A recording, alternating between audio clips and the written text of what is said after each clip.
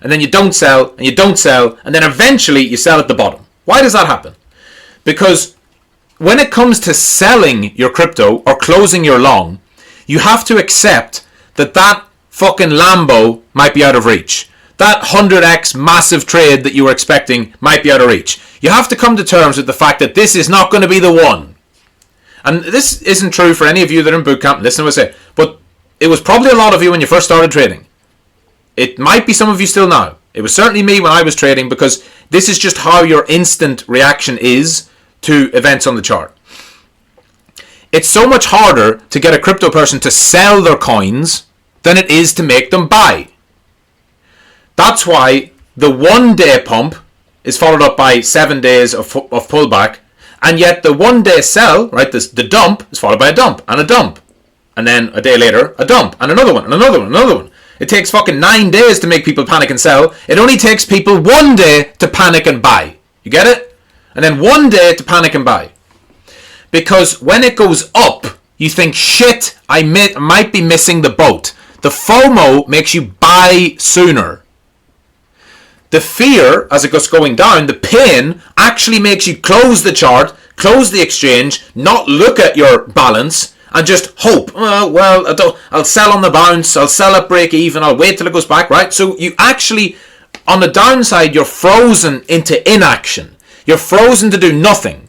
Because even though you know what's going down and your system might say to sell, or you should sell, and it's bad and it's break instructions, all that, in your head you're like, oh no, but I don't want to admit that this might not be my 100x moon bag. Or this might not be the time where I get super rich.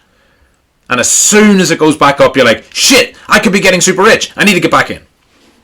So that's not even about impulse candles. That's just candles in general. That's why breakouts fail to the upside more often than they do to the downside. You can go and test this. Go and test breakouts to the downside, breakouts to the upside. It's very, very, very, very common. It's, well known or very clear at this point. The breakouts to the downside are much more likely to see follow through, at least for a day or two, than the ones to the upside. Because everyone's trying to do the same fucking thing. Now, where was I before that? Days without rant 0. Yeah, how to trade these. Okay, so I'll just show on one. And this is something you have to go and test. I'm not fucking doing the work for you, although I kind of am. What do you want to do here? Trading the impulse failure or correction. So what does this mean? Well, I'm using the indicator now, which I'll talk about more in a second. But you can see here that there is an impulse candle breakout. It does have a BOS, right? It closes above the high, right? It closes above. It has a green candle. Well, white on my screen, but it has a green candle. It closes near the high. It meets all the criteria, so it gets colored in a nice shade of orange for an impulse candle. And what I want to show is a really simple trading strategy that any of you can use on any time frame. So whether you're a day trader, swing trader, position trader, it doesn't matter. You can take exactly what I just said. So actually that rant was completely unhinged and completely untimed, and accidentally it's perfectly timed. You can take that same logic, which is when it goes like this, people are going to buy. And you can go against them and make a little bit of money. Now, you don't have to bet, and I don't think you should bet on it happening like this. Oh, it's going to go all the way back down. Because a valid impulse candle is more likely to produce a move higher. Now, all we care about is that it might do that. And then it goes higher. And it might pull back a little bit more. But what you're looking at is, how could I trade against these people? And this is from my own testing, so this is a free system idea. The best conditions that I have seen for this is for that candle to close with an impulse above, remember, has to be above a high. I haven't tested it for below a low, so if you want to do the bearish side reversal, do it yourself. I prefer to fade pumps. Fading pumps in crypto passes the logic test. People are more likely to FOMO into a long than they are into a short. Okay? Simple. I've explained this. I don't need to rant again. I'm losing my voice. So, what you should not do, number one, is you should not say, okay, let's fucking go. Let's short the open, put the stop there and target like halfway down. Targeting halfway down, by the way, is a good thing, but not just that. Because, of course, you're going against what the impulse candle is, right? So this impulse candle, by definition, is more likely to keep going But when it can fail, and by fail, I probably shouldn't call it failure. Actually, I should just trading the impulse candle correction. Let me just fix that, because failure implies, and I'll just rewrite. Failure would imply it goes all the way down. That's a different thing. You're just trading it back the opposite way. Okay? Trading the impulse candle correction. For me, it works best in the next, well, I was going to say hour, but it doesn't matter. In the very next candle, whether it's a 1 hour, 1 day, 1 minute, doesn't matter. Well, maybe not 1 minute. Don't do that. You'll get yourself chopped to pieces. You want to see price go above that level and then short it as soon as it goes back below.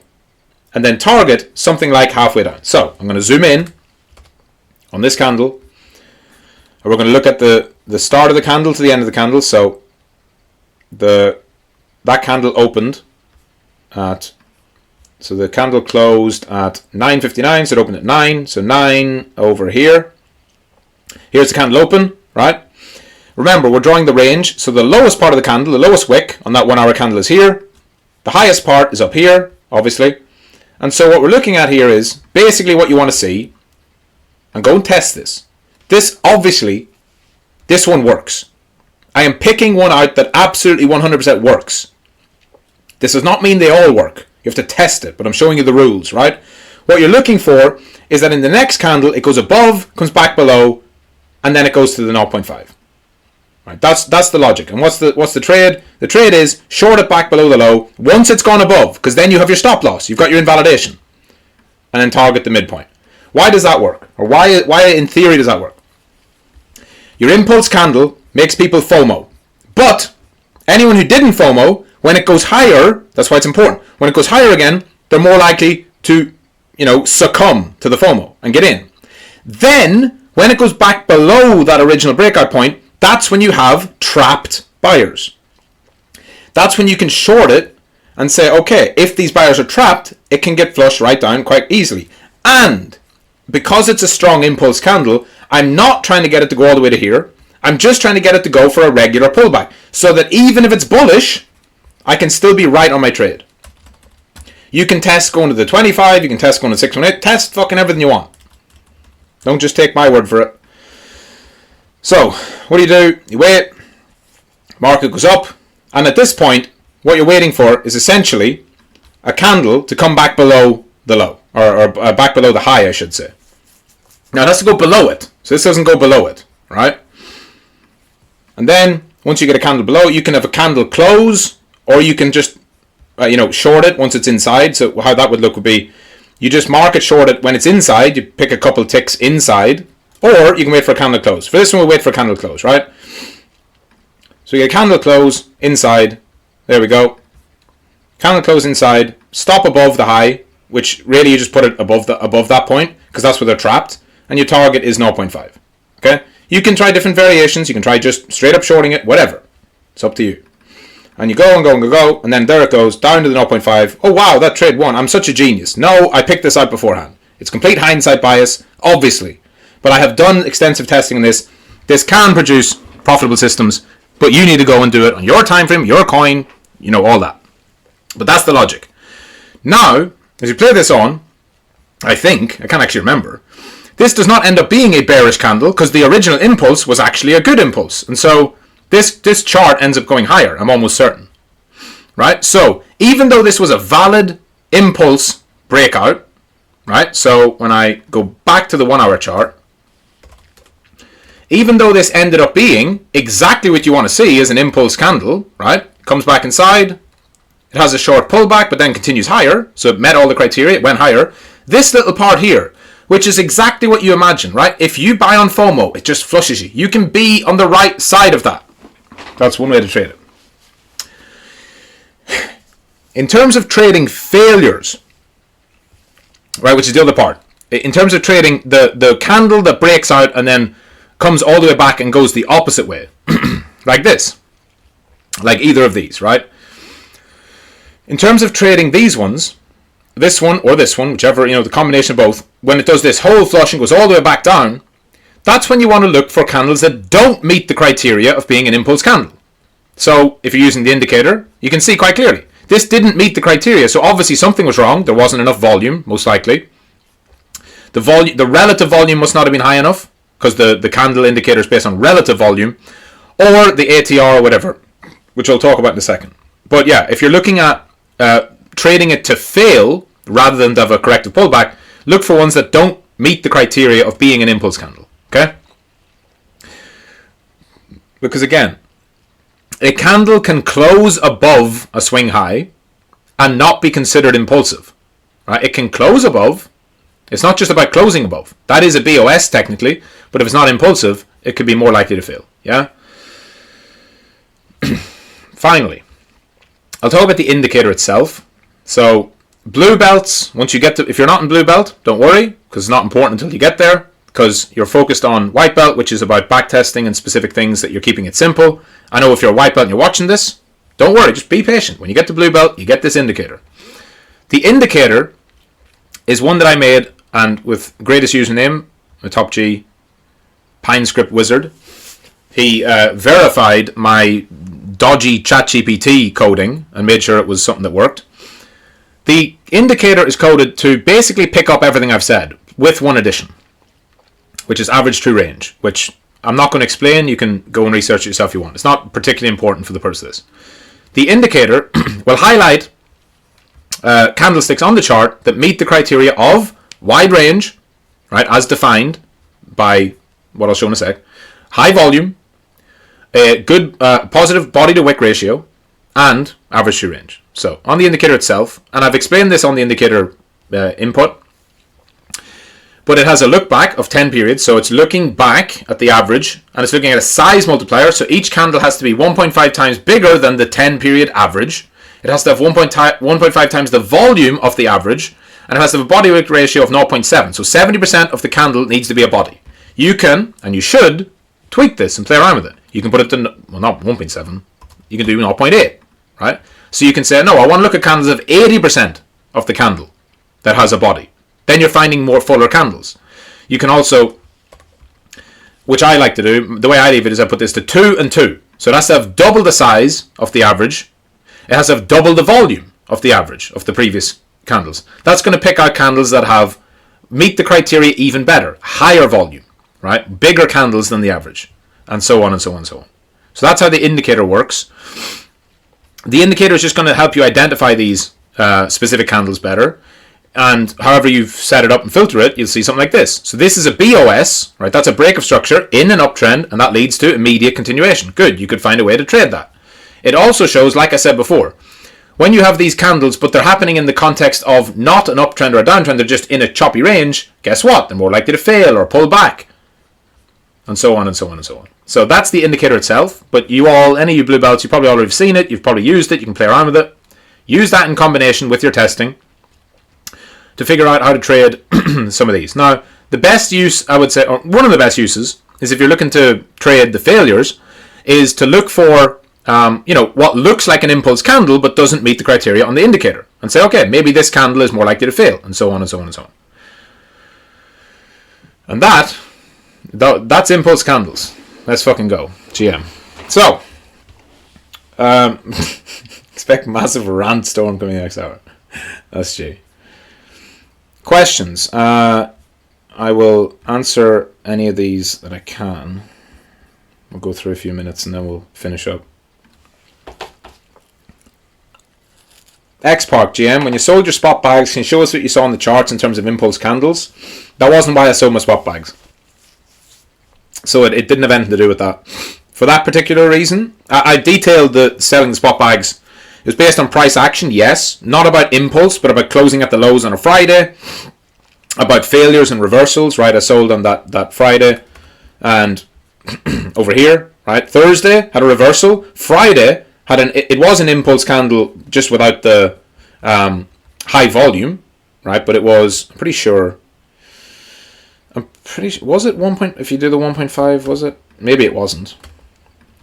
No, it wasn't. But I didn't use, that wasn't an input to it anyway. This was a failure of the Thursday, right? Immediate reversal, closing at the lows on a Friday, breaking below the level, the Japanese yen carry trade, the fears of recession, all of that. It was all a combination of other factors. It wasn't based on that. Hi, DGM. Can we differentiate a climax from impulsive candle on a lower time frame? Do we need to analyze it in a higher time frame? Anything you do will be specific to the time frame. Yeah. So, it depends. If you're looking at a 1 hour chart, you can spot the climax based on an impulsive candle that fails, yes. But also, quite often, the climax candle can be a lower volume one, right? Because that creates a volume divergence. So, the candle that actually creates the low, if we're looking at, like, I don't know, if we can find a Wyckoff. I mean, just look at here, right? This is like your sort of... well, let me see. Where would your buying climax be before the reaction? Let's see if I can find one. It might take a while, but... I mean, this is a decent example. This is like a climax candle at the top. The one before it was an impulse. The one after it wasn't. But that itself can be a sign of a climax. Why? Because obviously, a combination of volume and range is what caused this to not be an impulse candle. So it means the volume was lower, the body was less full, there was more wick. So that itself is a sign of exhaustion. So that can help you identify the climax. So you don't need to have an impulsive candle to indicate a climax. It can, but also it might not. And quite often they don't because of the wick. I can wait, GM. I noticed the base of the T7 view. There is a range. How does it affect the time frames and checking impulse candles? What's T7? I don't know what T7 is, bro. T7 view, there's range. There is range. T7 view? Am I fucking... Do you mean this? No. Range? No. I don't know what you mean by T7 view. Maybe I'm being a fucking idiot. Oh, no.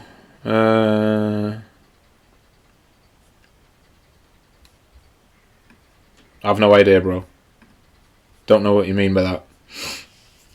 Sean Johns, how do we use volume and impulse candles to view blow-off tops and bottoms? Is it high volume or low volume for blow-off tops and bottoms? Exact same as what Haiti said. It can be either. A blow-off top on high volume that reverses can be a sign that over-exuberance and euphoria hit the market and the market didn't continue. But also, you can have a last impulsive move with low volume, which equally indicates a lack of participation. In both of those examples, you always wait for a price signal. So if we look at, like, you know, for example, Solana at the end of the last bull market. Just get one that has actual volume on it. Right? So you're looking at impulse candles in terms of like a blow off top. So you have one there towards the end.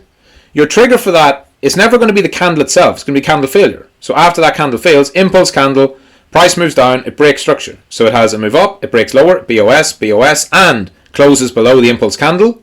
That can be a sign that the market is now shifting away from the previous uptrend into a downtrend.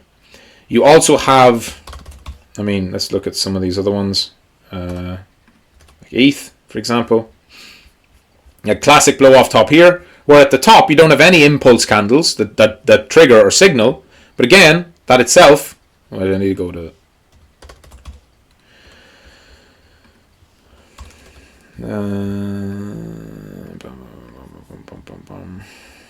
going over here, right? That itself can be its own indication because the volume is weakening, right? As the price goes higher, there is not a participation level that would indicate continuation, and you see this reversal candle here. You see a lower high bounce. You see a BOS. Like anywhere over there, you can say, all right, ETH has had a strong upwards trend. It showed a lack of participation at the top. There was no impulse candle since here. It's moving down. It's showing a lower high. It's breaking structure. So you always combine it with price action itself.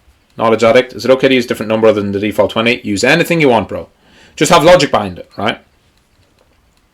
William GM. How long impulse breakout candle should be taken into consideration for price prediction until its body is fully retested or after market structure would invalidate until the next breakout?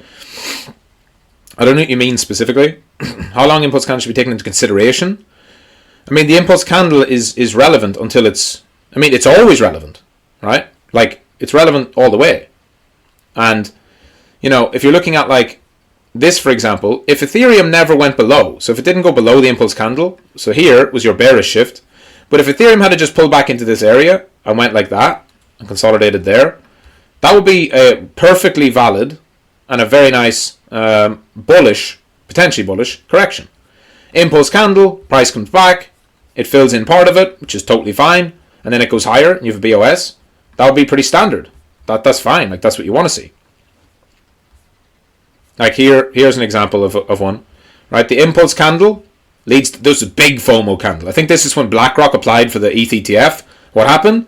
2 or 3 weeks of consolidation. But once it went higher, big continuation signal.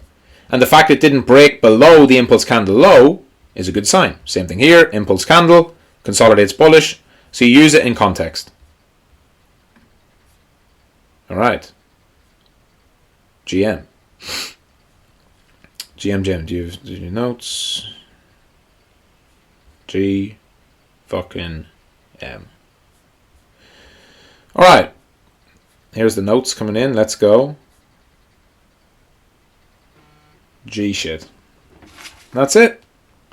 Thank you for joining, everybody. GM. That's it. Tomorrow, we're back. 4 p.m. UTC, we'll have Weekly Outlook live. Until then, GM. Any questions in the meantime? Put it into one of the chats. Ask Michael or Bootcamp Ask Michael. Thanks for joining, everyone. GM. Talk soon. This recording, by the way, recording will be live for 24 hours, as always. GM.